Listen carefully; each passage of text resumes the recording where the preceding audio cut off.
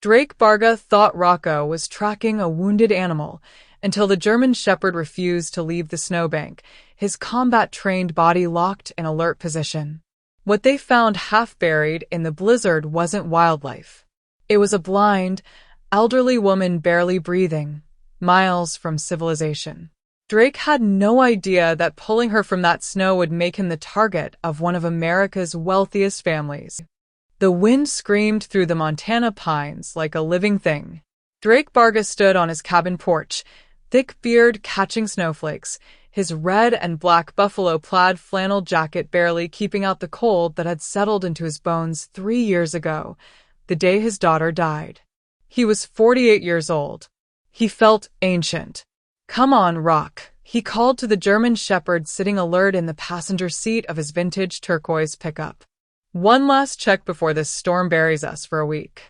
Rocco's ears swiveled toward him, tan and black fur, intelligent eyes that had seen too much in Afghanistan. The dog had lost his handler in Kandahar. Drake had lost his 15-year-old daughter to leukemia.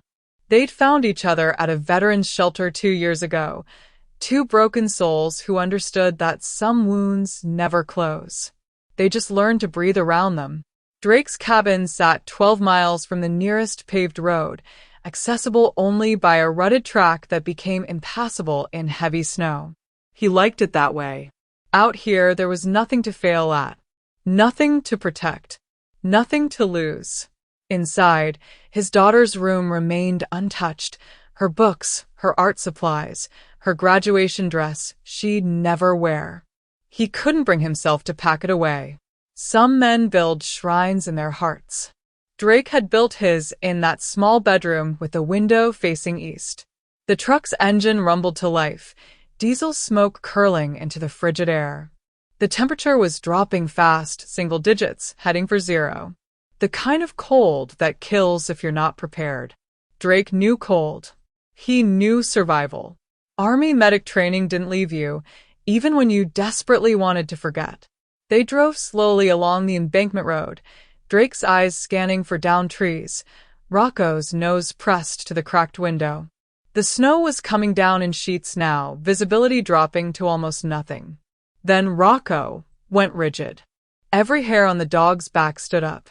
A low whine built in his throat. Not his warning growl, something else. Something Drake had never heard before. "What is it, boy?" Rocco launched himself at the door, scrabbling at the handle. Drake stopped the truck, grabbed his heavy flashlight, and stepped into the blizzard. The wind hit him like a fist. Snow stung his face, but Rocco was already 20 feet ahead, moving with purpose toward the embankment's edge. "Rocco, get back here." But the dog had locked onto something. Drake followed, boots crunching through deepening drifts, and then he saw what had stopped his combat-trained companion cold. A hand, pale, blue-tinged, emerging from the snowbank. Drake's medic training kicked in before his mind could catch up. He dropped to his knees, began clearing snow with his bare hands. Rocco was beside him, digging frantically. An elderly woman, face down, winter coat crusted with ice. Not moving. Drake's fingers found her neck, searched for a pulse. There. Faint. Dangerously slow. But there. "Mom? "Ma'am, can you hear me?" He turned her gently, supporting her head. That's when he saw her eyes. Clouded, unfocused, moving without seeing. Blind. And something else. There was no confusion in her face, even semi-conscious. "No surprise." Her lips moved, forming words without sound. Drake didn't hesitate. He lifted her, she weighed almost nothing, and ran for the truck. Rocco was already there, waiting at the passenger door. "Move, Rock." Back seat. "Now." For the first time in 2 years, Rocco obeyed a command to leave his seat without protest. The dog jumped into the back, making room. Drake laid the woman across the bench seat, pulled off his flannel jacket, wrapped it around her. Her skin was ice. Her breathing shallow. Severe hypothermia.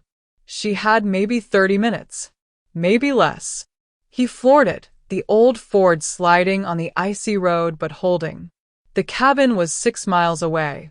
6 miles that might as well have been 60 in this storm. Rocco's had appeared between the seats. The dog was sniffing the woman gently, then looked at Drake with an expression that might have been worry. "I know, buddy.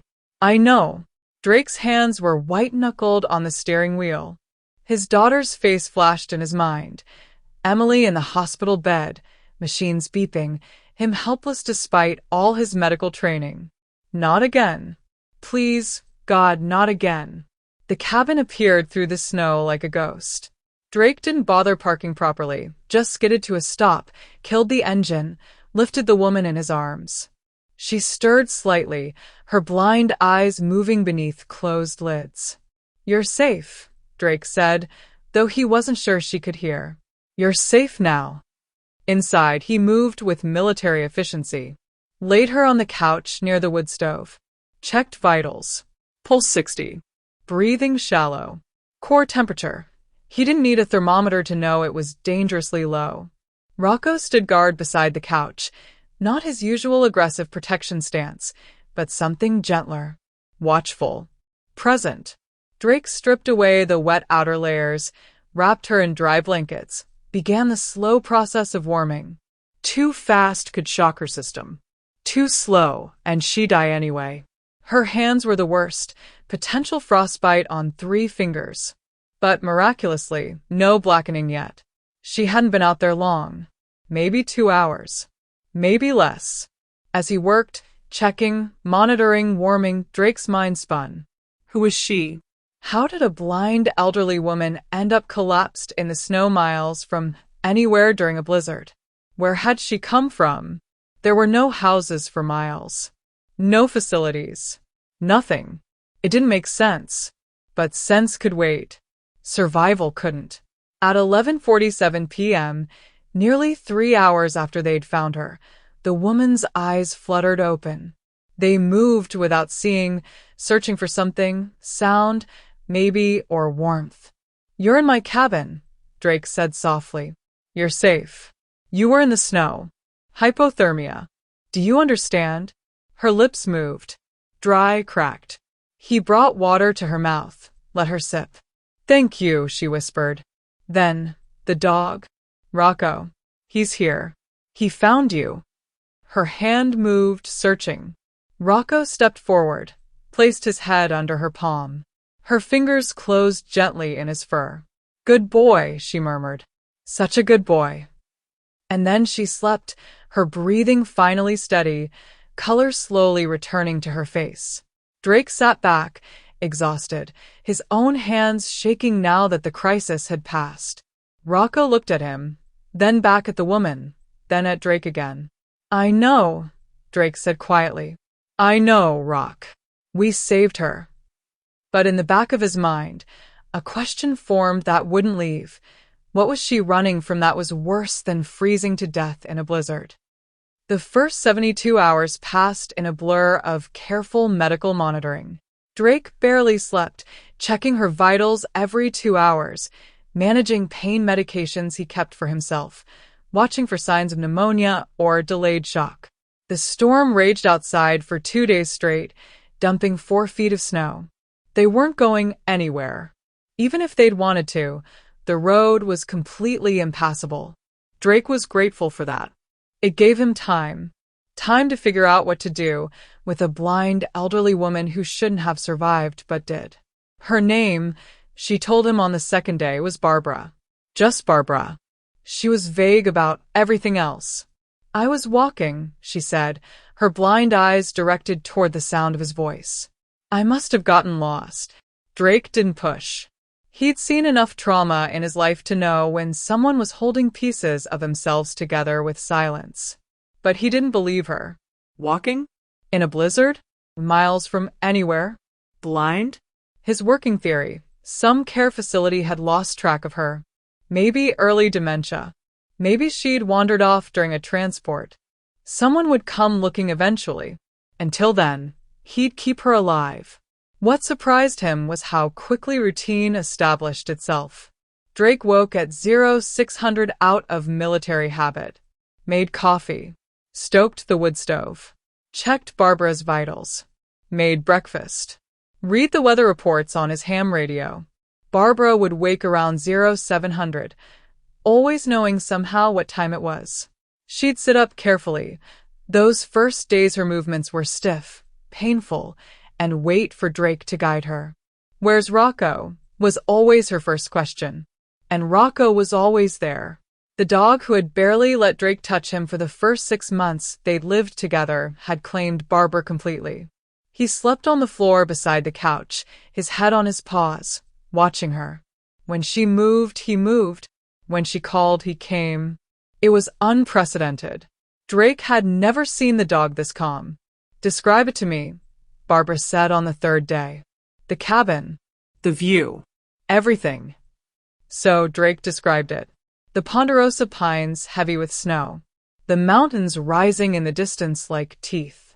The way the morning light came through the east window and turned the snow gold. Barbara listened with complete attention, her blind eyes moving as if she could see it through his words. "You have a good voice for description," she said. "Patient. Detailed. Were you a teacher? Medic. Army." Ah. "That explains the confidence." Drake almost smiled. "Almost. You need anything?" "Company if you can spare it. Solitude is beautiful until it's all you have." So he stayed, sat in his daughter's reading chair. He never used it, always felt like an intruder, and kept Barbara company while she ate the soup he'd made. She asked questions, careful ones, about the cabin, the area, his life here. Never prying, but curious.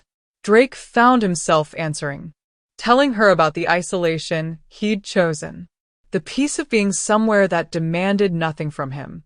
He didn't tell her why. Not yet. Barbara helped where she could. Her hands were remarkably steady despite the frostbite damage. She could fold blankets by feel, sort items by texture and weight, even helped him organize his medical supplies by reading the braille labels he hadn't realized were there. "I've been blind for 8 years, she explained. "You learn to adapt." On the 4th day, she found the photograph. Drake had left Emily's school photo on the side table. He looked at it every morning, a small ritual of remembrance. He'd forgotten it was there. Barbara's fingers brushed it while reaching for her water glass. She stopped, traced the frame's edges. "A photo!" Drake's throat closed. "Yes. May I?" He didn't want to say yes, but something in Barbara's tone, gentle, not invasive, made him whisper, "Okay." Barbara's fingers moved over the glass, feeling the dimensions, the orientation. A young person. The frame is cherished, no dust, recently handled. Someone you loved. "My daughter. Emily. She was beautiful, I'm sure." She was. She died. 3 years ago. Cancer. The words came out flat, mechanical. Drake had learned to say them that way, like reporting a mission detail. Emotion made it impossible. Barbara's hand found his wrist. Her grip was surprisingly strong. "I'm so sorry, Drake. So deeply sorry." And for the first time in 3 years, Drake Barga cried. Not the silent tears he'd shed alone. Real sobs that came from the place he'd locked away. The place that still couldn't accept that all his training, all his skill, hadn't been enough to save his own child. Rocco was there immediately, pressing against his legs. And Barbara held his wrist, saying nothing, just present. When it passed, when Drake could breathe again, he wiped his face roughly with his sleeve. "Saudi." I don't do that." "Why not? You're human. You loved her. That love doesn't end just because she did." "I failed her." "You loved her. That's not failure. That's everything."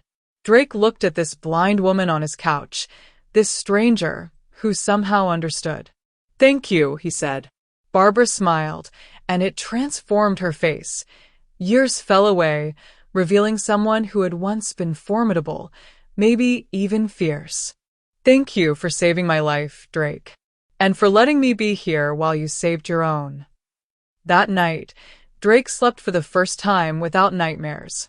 And in the living room, Barbara whispered words into the darkness that Drake couldn't hear. "Forgive me for the deception, but I'm not sorry I found you." By the second week, Barbara was stronger, mobile.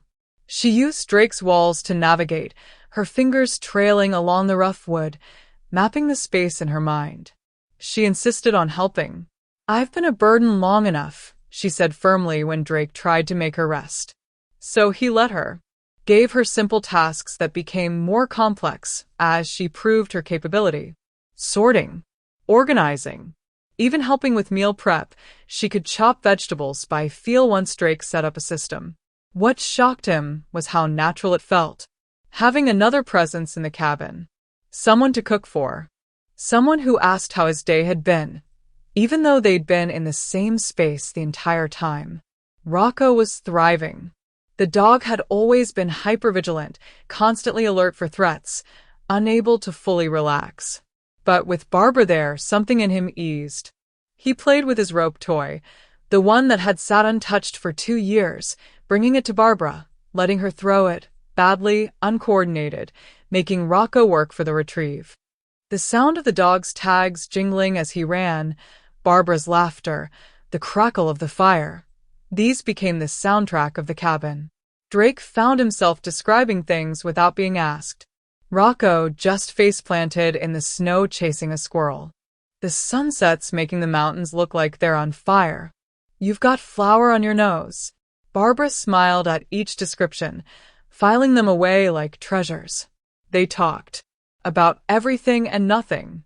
Barbara shared carefully edited versions of her life. A long marriage to a good man who died too young. Building something meaningful with him. No children. My greatest regret and my most complicated grief. Family estrangement. Years of loneliness in the aftermath of her husband's death. The feeling of being invisible despite being surrounded by people. Drake understood that. The way grief could make you transparent, like you were slowly disappearing. He shared more about Emily. Her laugh. Her terrible puns. The way she'd faced death with more courage than he'd ever had. How she'd made him promise to keep living, not just surviving. A promise he'd broken. "You can still keep it," Barbara said. "Promises don't expire, Drake. They just wait." On the 10th day, Drake came in from chopping wood to find Barbara sitting cross-legged on the floor. Rocco sprawled beside her, her hands buried in his fur. The dog's tail was wagging. Actually wagging. Drake stood in the doorway, axe still in hand, unable to move. He hadn't seen Rocco's tail wag in 2 years. "He's a good dog," Barbara said, not turning toward him. She'd learned to identify his footsteps. "He's been through something terrible, but he's healing. He just needed to know he was allowed to." Drake's throat tightened. "How can you tell?" "His breathing. It's different. Easier. Less vigilant." She smiled. "And his tail is wagging so hard he's going to bruise himself." Drake laughed. Actually laughed. The sound was rusty, unpracticed, but real. "You're good for him," he said. "You're good for me," Barbara replied. That night, Drake made his specialty, chili, cornbread, coffee so strong it could wake the dead. They ate by the fire, Barbara describing the flavors with surprising eloquence. Rocco sprawled between them like a bridge. "This is what I wanted," Barbara said quietly. "Before." She stopped. "Before what?" "Before it's too late." Drake waited, but she didn't elaborate. Instead, she reached out, found his hand. "Thank you for giving me this gift. These days. This peace. You don't have to thank me for basic human decency." "Yes, I do. Because in my experience, it's rarer than you'd think." Something in her tone made Drake pause. A weight. A knowledge. "Barbara, what were you really doing out there? In the storm?" For a long moment, she didn't answer. Then, "Running. I was running from a life that had become a prison." "From who?" "From people who should have loved me, but only saw what I could give them." Before Drake could ask more, Barbara yawned. Deliberately, obviously changing the subject. I'm tired. Help me to the couch? Drake helped her settle, covered her with the quilt his mother had made decades ago. Rocco immediately took his position on the floor beside her. As Drake turned to go to his own room, Barbara spoke one more time. Drake, whatever happens, know that these have been the most honest days of my life. And I'm grateful. What's going to happen? But Barbara was already asleep. Or pretending to be. Drake lay awake in his daughter's bed. He'd been sleeping there since Barbara arrived, unable to take the master bedroom back, and stared at the ceiling. Something was coming. He could feel it like a change in air pressure before a storm. And he had no idea if he was ready. Day 21. 3 weeks since the rescue. They were running low on supplies. Coffee, eggs, fresh vegetables, the basics that made isolation comfortable. Drake had put it off, not wanting to leave Barbara and Rocco alone, but the weather had finally broken. The road would be passable. I need to make a supply run, he said over breakfast. Town's 2 hours there and back. You'll be okay? Barbara smiled. Rocco and I will manage. We'll plot your overthrow. Good luck. He's loyal to whoever feeds him. Then I'll open all the dog food while you're gone. Drake found himself grinning as he prepared to leave. When had he started smiling again? The drive was beautiful, fresh snow, blue sky, mountains sharp against the horizon. His old Ford truck handled the road easily, chains on the tires, heater blasting. He hit the small town of Whitefish just before noon. Grocery store first, then the hardware store, then gas for the generator. At the gas station, Drake went inside to pay. The TV behind the counter was on, cable news, something he hadn't seen in months. He was pulling out his wallet when the anchor's words registered. Pharmaceutical billionaire Barbara Mullaney has now been missing for 3 weeks. Her nephew, Clayton Mullaney, made an emotional plea today. Drake's head snapped up. On the screen, a professional photograph of a younger, healthier woman. But those features, that bone structure. Barbara. The anchor continued. The 78-year-old CEO of Mullaney Pharmaceuticals, with an estimated net worth of $8 billion, was last seen at her Boston estate. Her family fears she may be suffering from dementia and could be in danger. The image changed. A man in his 40s, expensive suit, tears in his eyes, standing at a podium with microphones. Aunt Barbara, if you can hear this, please come home. We love you. We're worried about you. We just want you safe. Clayton Mullaney, the nephew. Drake's mind spun. $8 billion. Pharmaceutical empire. Missing for 3 weeks. The timeline matched perfectly. Sir? Sir, you okay? Drake blinked. The cashier was staring at him. Yeah. Fine. Saw the... He threw cash on the counter, didn't wait for change, and walked out in a daze. Barbara Mullaney. Not just Barbara. Not a dementia patient who'd wandered off.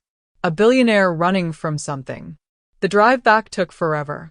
Drake's thoughts were chaotic, contradictory. Anger, she'd lied. Understanding, she'd had her reasons. Protectiveness, the nephew's tears on TV hadn't matched his eyes.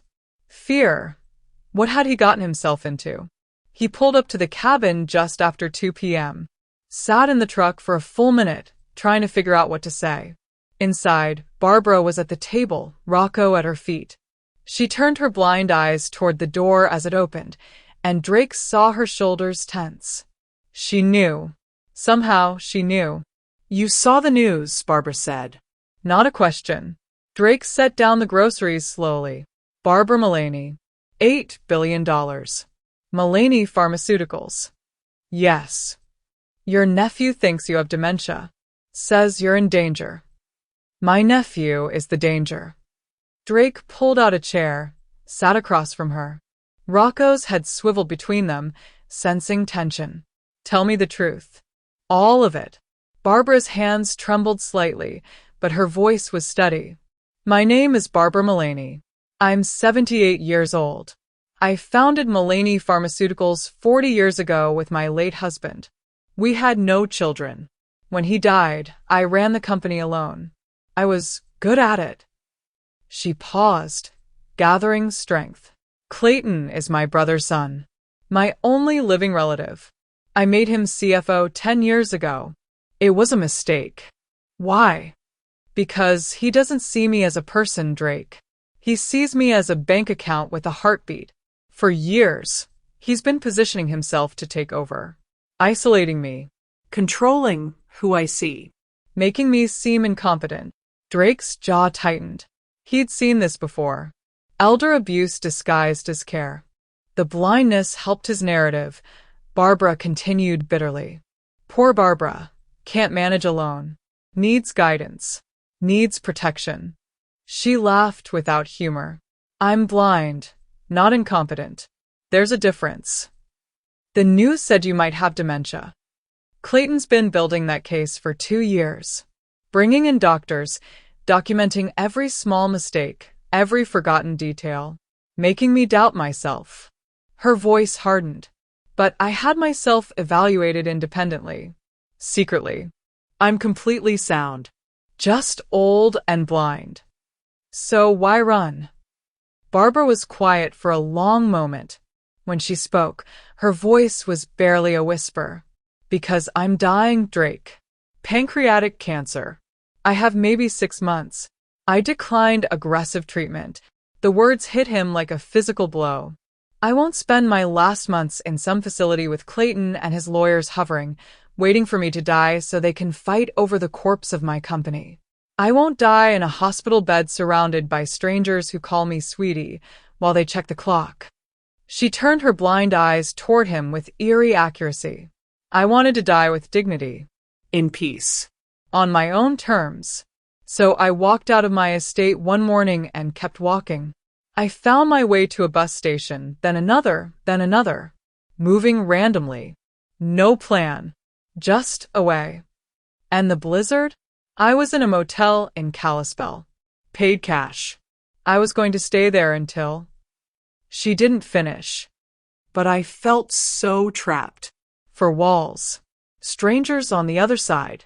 I went for a walk. I must have gotten disoriented. The storm came up fast. Drake sat back, processing. You were trying to die. I was trying to live, Barbara corrected. For the first time in years, I was trying to actually live. Even if it killed me. The irony wasn't lost on either of them. You should have told me. Would you have let me stay if you knew? Or would you have called my family immediately? Drake didn't have an answer. Because he didn't know. These 3 weeks, Barbara continued, have been the most honest of my life. No one knew who I was. No one wanted anything from me. You and Rocco, you just saw a person who needed help. And you helped. Barbara.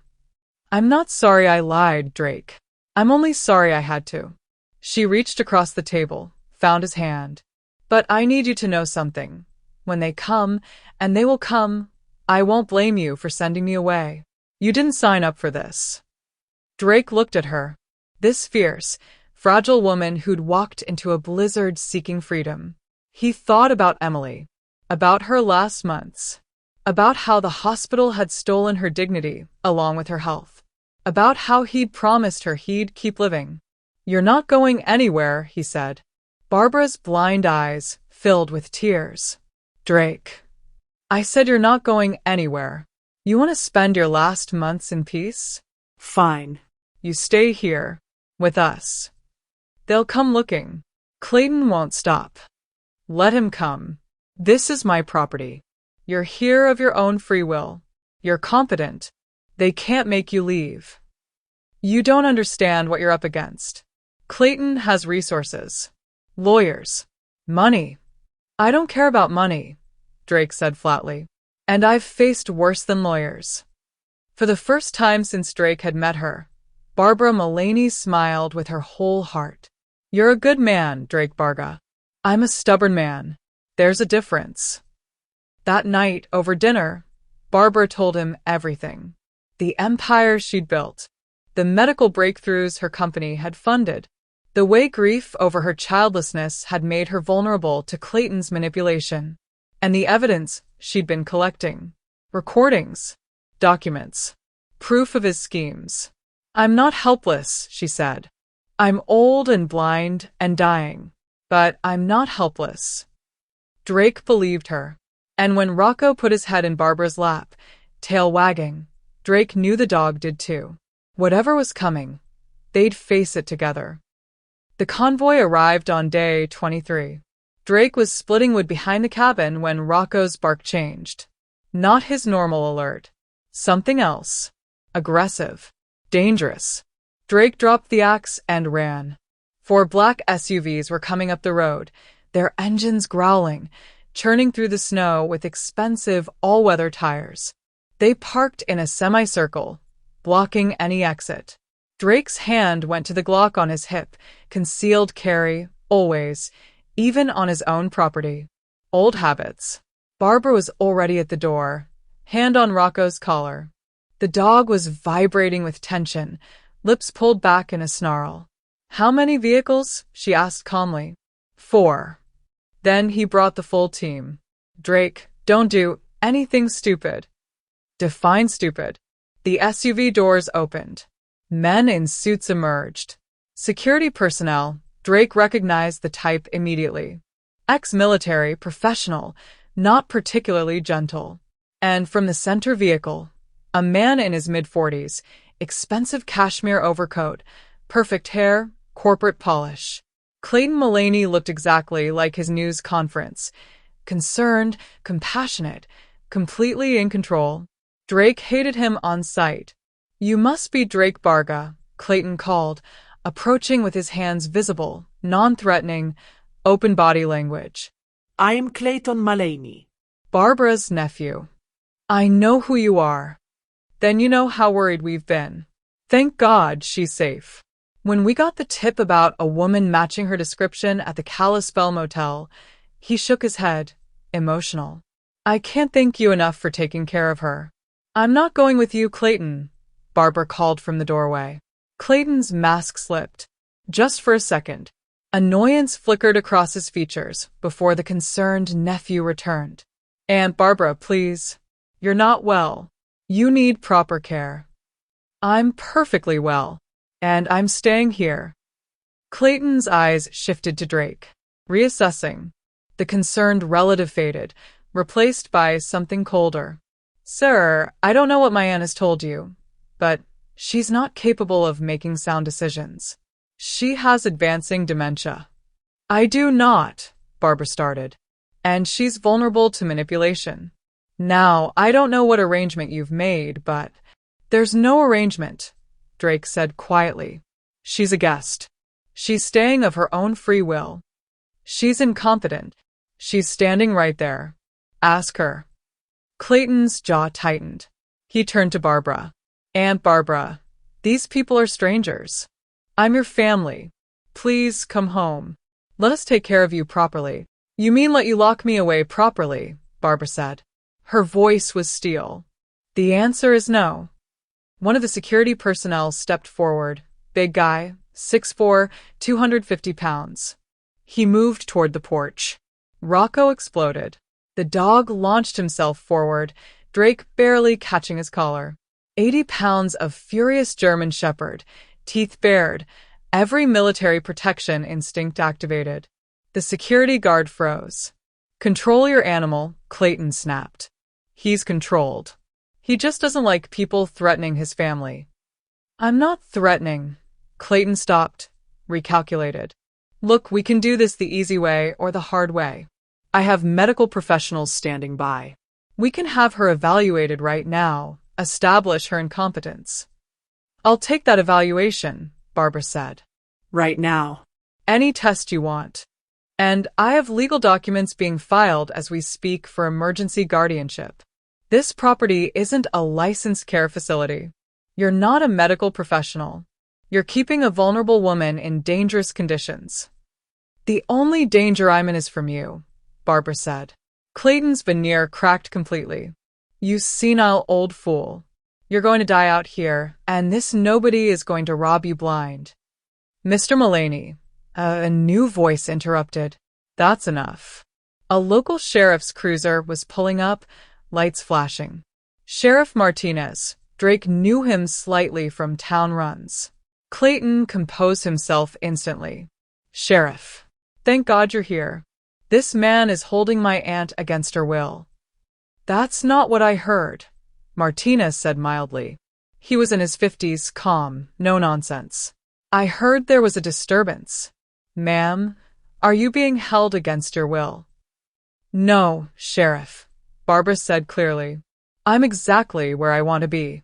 She's incompetent, Clayton started. She sounds pretty competent to me, Martinez observed. Ma'am, do you know who you are? Barbara Mullaney. Age 78. Current location, Drake Barga's property, approximately 12 miles west of Whitefish, Montana. Today's date is February 14th, 2023. My nephew is attempting to declare me incompetent so he can seize control of my company. Martinez nodded slowly. Seems sound to me. She's blind and terminally ill, Clayton pressed. She needs professional care. Being blind and terminal doesn't make someone incompetent, Martinez said. Unless you have a court order, sir, I can't force this woman to leave. I'll have one by tomorrow. Then come back tomorrow. Until then, this is private property and the lady has made her wishes clear.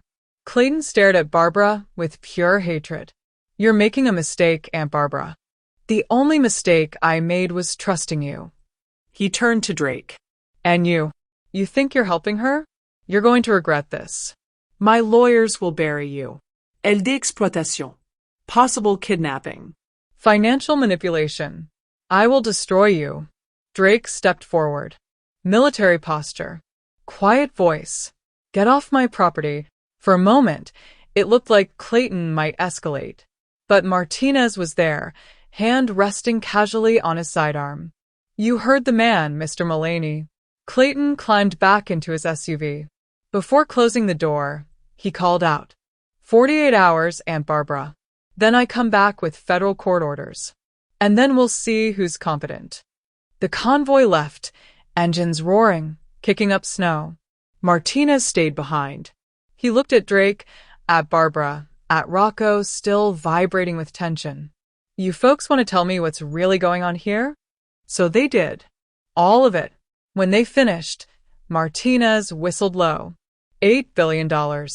That's a lot of motivation for a man like Clayton Mullaney. Can he do what he's threatening? Drake asked. Maybe. Probably. Money buys lawyers and lawyers buy time. He could tie this up for months. Martinez looked at Barbara. Ma'am, are you really dying? Yes, Sheriff. Pancreatic cancer. 4 to 6 months. And you want to spend them here? With these strangers? They're not strangers anymore. They're family. More than Clayton ever was. Martinez nodded slowly. Then I'll do what I can. But Drake, you need to understand, people like Clayton Mullaney don't stop. He'll come back. With more lawyers. More pressure. He'll make your life hell. Let him try. After Martinez left, Drake, Barbara, and Rocco sat in the cabin, snow beginning to fall again outside. You can still change your mind, Barbara said quietly. Walk away. I'll go with him. I won't blame you. Drake looked at her. This fierce woman who'd walked into a blizzard seeking freedom. Who'd found family with a broken veteran and a traumatized dog. He thought about Emily. About the promise he'd made. To live. Not just survive. We're not giving up, he said. Rocco's tail thumped agreement. Barbara smiled. Then we'd better prepare for war. That night, Barbara couldn't sleep. Drake found her at 2 a.m., sitting at the table, hands wrapped around cold tea. Rocco was pressed against her legs, sensing her distress. Can't shut your brain off? Drake asked, sitting across from her. Too many years running a company. Once you learn to strategize at 3 in the morning, you never stop. Wanna talk strategy? Barbara smiled grimly. Clayton's next move will be the competency hearing. He'll bring doctors who'll testify I'm incapable of managing my affairs. He'll paint you as an opportunist taking advantage of a vulnerable woman. Will it work? It might. I'm old, blind, and terminal. Those aren't great optics in court. Drake leaned back. What's your countermove? I have my own doctors. Independent evaluations from before I left. Proving I'm sound. She paused. And I have recordings. Recordings?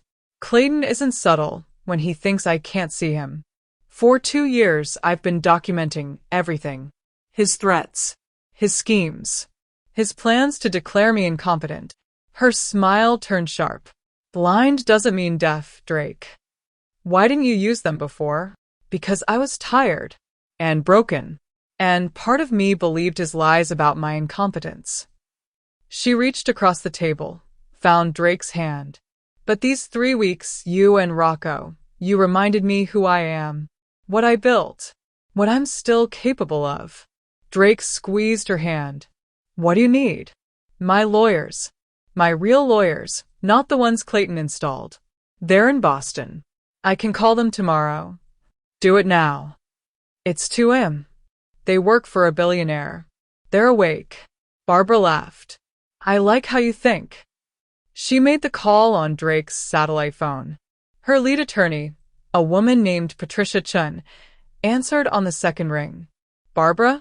Oh my God, Barbara. Where have you? I'm safe, Patricia. And I need you. All of you. Montana. Tomorrow, if possible. Clayton said you were missing.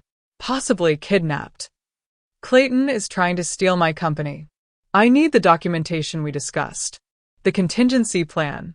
Everything. There was a pause.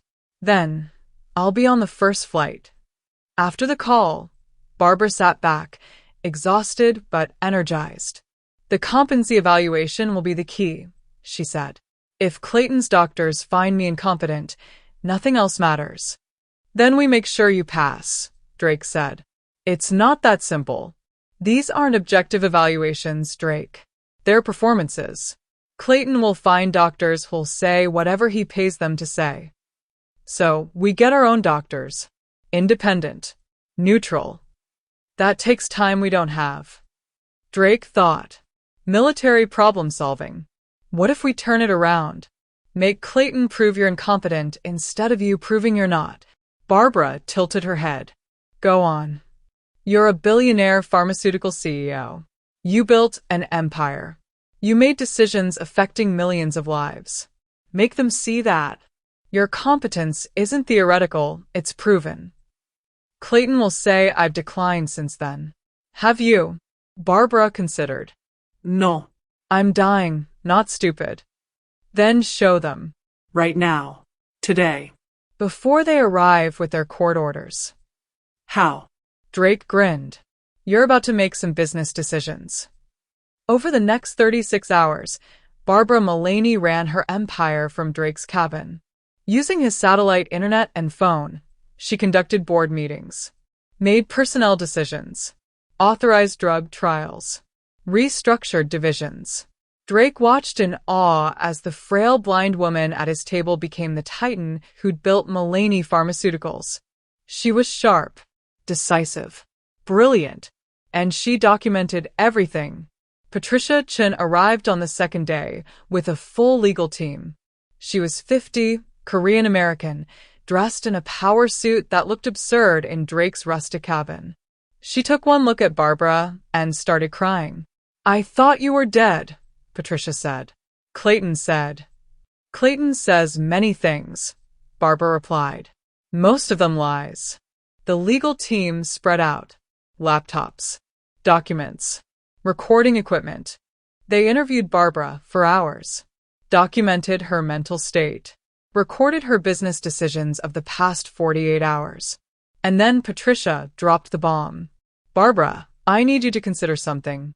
Something you discussed with me before you left Boston. The emergency succession plan, Barbara said quietly. Yes. Drake frowned. What's that? Barbara turned her blind eyes toward him. If I'm found incompetent, or if I die before this is resolved, I need someone to control my voting shares. Someone Clayton can't manipulate. Your board is full of people Clayton has cultivated for years. No. She took a breath. I need an independent party. Someone with no financial interest in the company. Someone who will act in the best interests of the mission, not the profit. Patricia was looking at Drake. So was Barbara.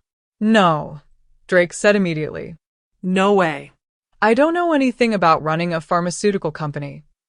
You don't have to run it, Barbara said. The executives do that.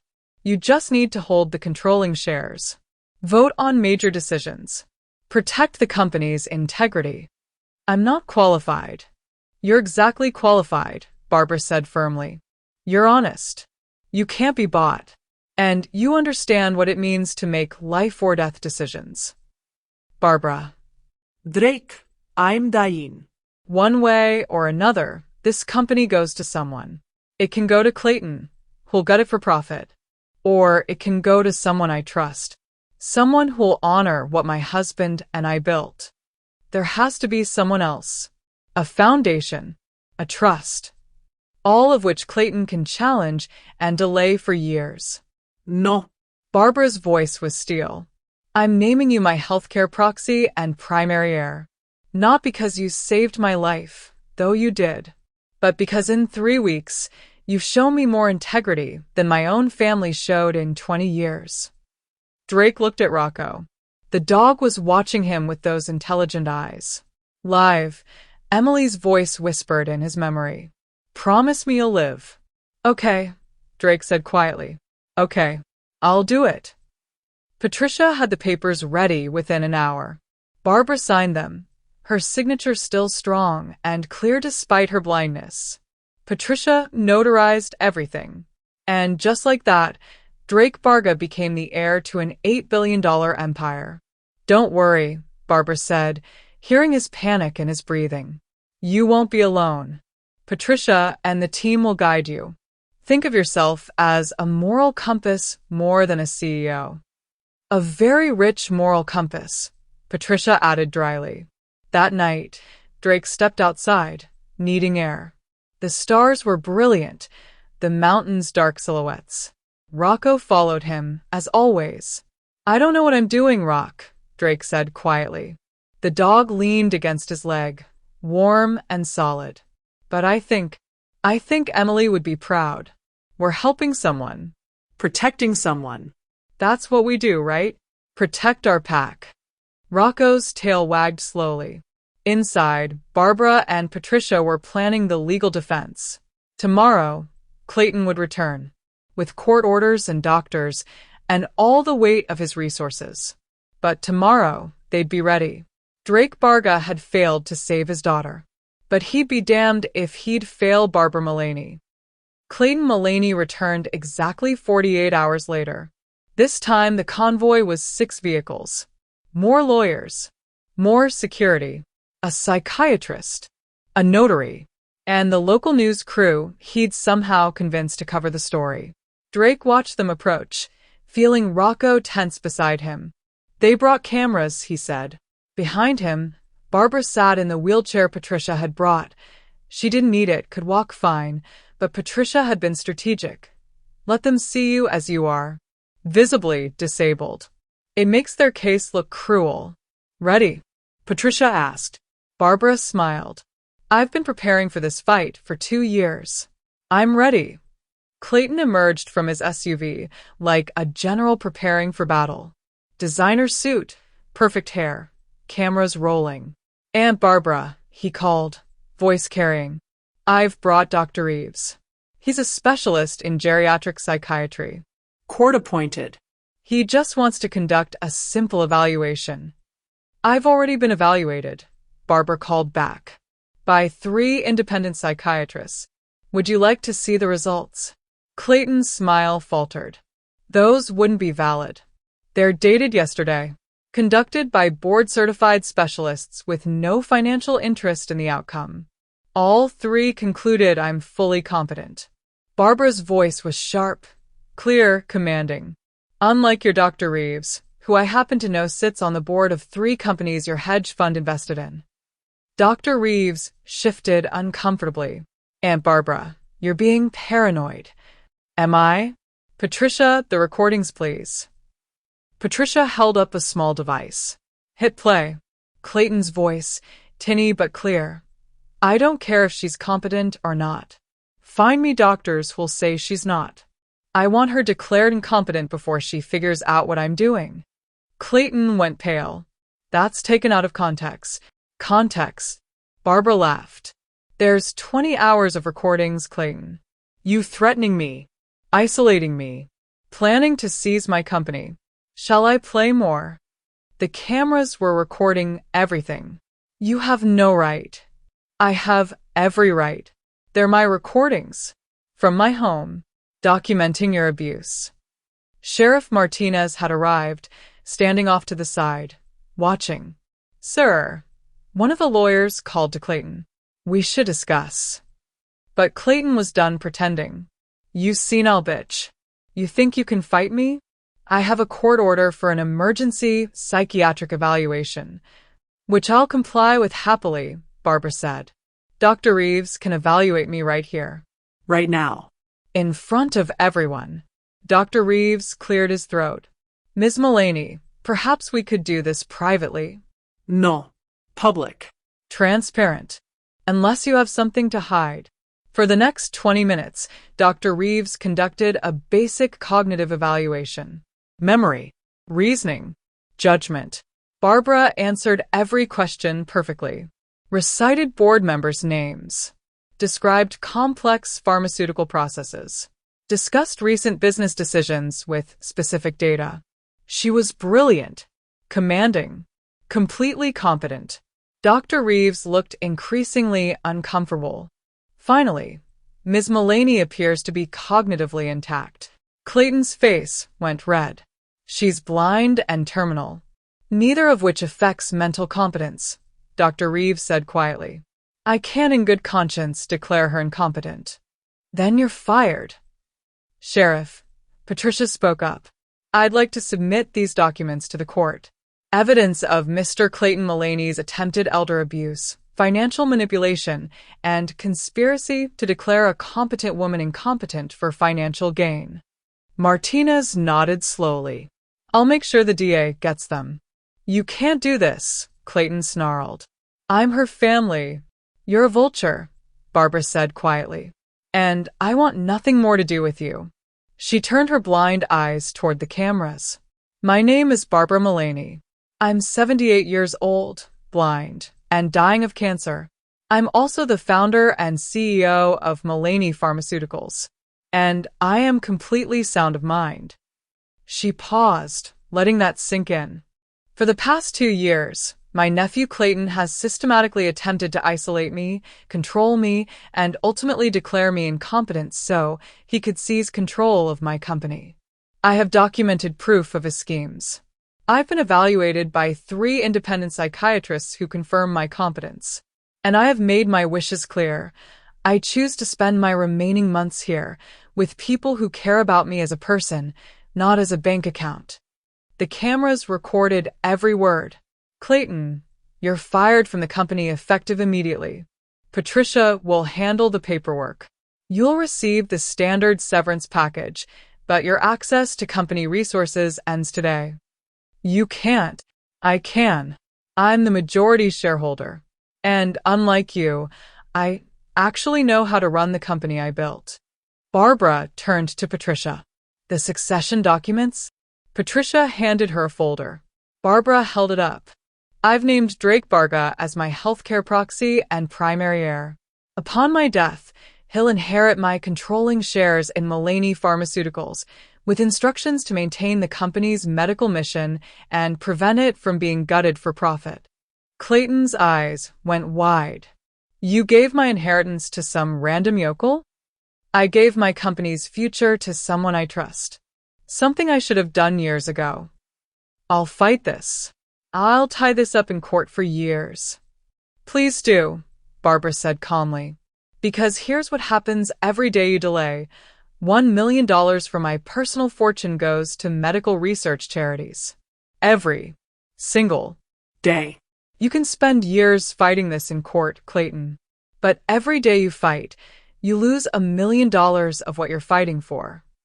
The math was brutal. If Clayton fought for a year, he'd lose $365 million. 2 years? $730 million. Clayton's face went through a journey of emotions. Rage, calculation, desperation. Finally, this isn't over. Yes, Barbara said quietly. It is. For you, anyway. The convoy left. Cameras, lawyers, Dr. Reeves looking relieved. Clayton last, staring at Drake with pure hatred. You're a dead man, he mouthed. Rocco growled low, and Clayton got in his SUV. When they were gone, the silence was profound. Barbara slumped in her wheelchair, exhausted. Did we do it? You were magnificent, Patricia said. Martinez approached slowly. Ma'am, for what it's worth, I think you did the right thing. Will he really fight it? Drake asked. For a while, Patricia said. But the recordings are devastating. The independent evaluations are solid. And the daily $1 million penalty will break him eventually. He'll settle, take his severance, and walk away. And if he doesn't, then he's stupider than I thought. Which, given that he tried to screw over Barbara Mullaney, is saying something. That night, after Patricia and her team left, after Martinez left, after the world had receded again, Drake, Barbara, and Rocco sat on the porch. The stars were out. The air was cold and clean. Somewhere in the distance, a wolf howled. Thank you, Barbara said quietly. For what?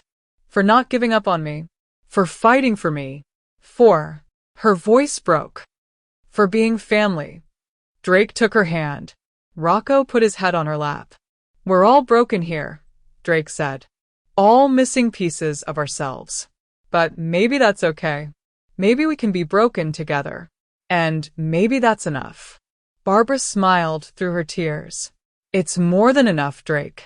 It's everything. 8 weeks later, spring was beginning to touch the mountains. The snow was melting. Patches of brown earth showing through. The cabin felt less like a fortress and more like a sanctuary. Barbara's health had declined steadily, peacefully. She was in a hospital bed now. Drake had brought it in, set it up by the window so she could feel the sun. She slept more, ate less, spoke in whispers. But she smiled. God, she smiled. Drake had become an expert caregiver, managing pain medications, helping her bathe, reading aloud from her favorite books, describing the world outside her window.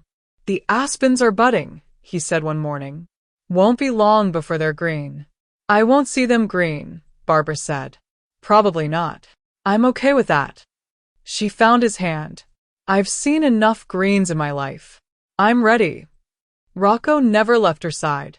The dog who'd been traumatized, hypervigilant, unable to relax had found his purpose, keeping watch over this woman who'd taught him it was okay to love again.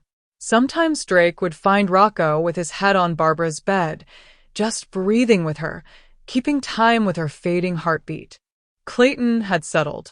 Patricia called with the news 3 weeks earlier. He'd taken his severance, a generous package, more than most people would earn in 10 lifetimes, and walked away. The recordings and bad press had destroyed his reputation. No company would touch him. He's threatening to write a book, Patricia said, painting himself as the victim. Let him, Barbara replied. No one will care. The company was thriving. The board had stabilized. The mission continued. Lives were being saved with the drugs Mullaney Pharmaceuticals produced. And Drake was learning. Patricia sent him updates, explained decisions, taught him what he needed to know. You're better at this than you think, she told him. You ask the right questions. You focus on what matters. Most CEOs could learn from you. I'm not a CEO. No. You're something better. You're a guardian. Emily would have been proud. One afternoon, Barbara asked Drake to push her wheelchair outside. The sun was warm, the air sweet with pine and melting snow. Rocco walked beside them, tail wagging slowly. They sat on the porch, Barbara's face turned toward the sun, Drake beside her, Rocco sprawled at their feet. "Tell me what you see," Barbara said. So Drake told her. The mountains still crowned with snow but darkening with exposed rock. The sky impossibly blue. The creek running fast with meltwater. A hawk circling overhead. "It's beautiful," Barbara said. "It is."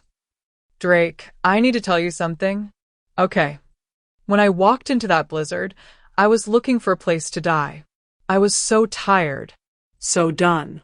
I thought I'd lie down in the snow and just drift away." "I know, but then Rocco found me. And you pulled me out.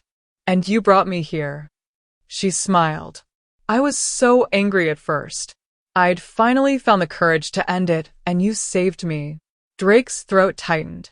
"But these weeks, these beautiful, painful, honest weeks, they've been a gift I didn't know I needed. I didn't die in that snow, Drake. I lived here. Really lived. Maybe for the first time since my husband died." "Barbara, I built a pharmaceutical empire," she continued. "Helped millions of people. Created treatments that saved lives. I was proud of that work. I still am." She turned her blind eyes toward him. "But this, being seen, being protected, being loved without conditions, this is the only wealth that ever really mattered." Drake took her hand. "You didn't have to leave me anything, Barbara. Having you here was enough." "I didn't leave it to you, Drake. I left it with you. There's a difference. The money, the company, the resources, they're tools. What you do with them is up to you." "What do you want me to do?" "Continue the medical mission. Help people who can't afford care. Make sure my company never loses sight of its purpose." She squeezed his hand. "And most importantly, be the family to others that you and Rocco have been to me. Protect without possessing. Care without controlling. Love without conditions." "I will. I promise." "Good." Barbara leaned back, face toward the sun. "That's all I ever wanted. To know it would continue. To know I mattered beyond my bank account." They sat in comfortable silence. Rocco snored softly. The creek sang. The hawk circled. "Drake, yeah, thank you for my life. All of it. The building and the ending. Thank you. Thank you for teaching me it's okay to start again." Barbara Mullaney died 3 weeks later, on a Tuesday morning, with Drake reading poetry aloud and Rocco's head on her bed. She slipped away peacefully, a smile on her face, holding Drake's hand. She was buried beside her husband in Boston. Patricia arranged everything. But Drake planted a tree at the cabin too. An aspen. For the woman who'd taught him about found family. 6 months later, Drake Vargas stood at 2 graves in Montana. His daughter, Emily. And now the small marker for Barbara, just her name and dates. Simple. Like she'd wanted. Rocco sat beside him, no longer the traumatized dog, but still protective, still watchful, still healing. "I kept my promise, Drake said quietly. "I'm living. Really living." The free clinic he'd opened in Whitefish was thriving. Funded by Barbara's inheritance, staffed by doctors who shared her vision. Healthcare as a right, not a privilege. Drake wasn't running it. He left that to the professionals. But he was there, helping where he could. Maintenance, support, presence, being family to people who needed it. Patricia visited monthly, taught him about the company, helped him understand his role. He voted on major decisions, always asking, what would Barbara want? What serves the mission? And sometimes on quiet evenings, Drake would stand on his porch with Rocco and remember. A blizzard, a woman half dead in the snow, a dog who knew something his human didn't. 3 broken souls who'd found each other when they'd all given up hope. Clayton had been wrong about so many things, but mostly this. He thought Barbara's wealth was in her bank account. He never understood that her real fortune was in her ability to see people, even without sight, for who they truly were. Drake had been hiding from life, convinced he'd failed everyone he'd ever loved. Barbara had shown him the truth. Love isn't about preventing loss. It's about showing up anyway, being present, protecting without possessing. It's about choosing family, not accepting the one you're given. And sometimes, the greatest inheritance isn't money or property or corporate empires. Sometimes it's the permission to start again, to live again, to love again, especially when you know it won't last forever. Drake looked at the mountains, at the setting sun painting them gold. Rocco leaned against his leg, warm and solid and here. Come on, Rock, Drake said. Let's go home. We've got work to do. And together, the veteran and his dog walked back to the cabin, no longer alone, no longer broken, no longer just surviving. Finally, beautifully, bravely living. In memory of all those who taught us that family isn't defined by blood, but by who shows up when it matters most.